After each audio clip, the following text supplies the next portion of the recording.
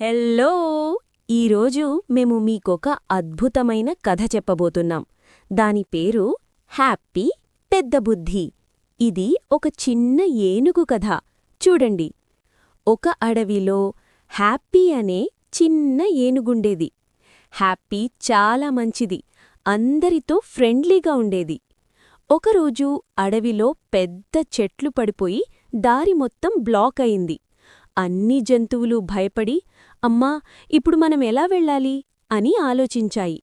అప్పుడు హ్యాపీ ముందుకు వచ్చి అన్నది, భయపడకండి, మనమందరం కలిసి ట్రై చేద్దాం.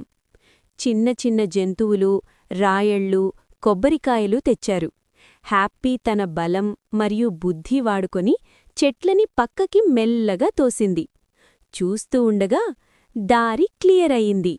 అన్ని జంతువులు సంతోషంతో హ్యాపీని మెచ్చుకున్నాయి.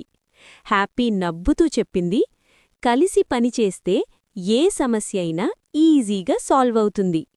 నీతి 1. కలిసి ఉండడం బలం. 2. మంచి బుద్ధితో అన్నీ పాజిబుల్. ఈ కథ మీకు నచ్చితే లైక్ చేసి సబ్స్క్రైబ్ చేయండి.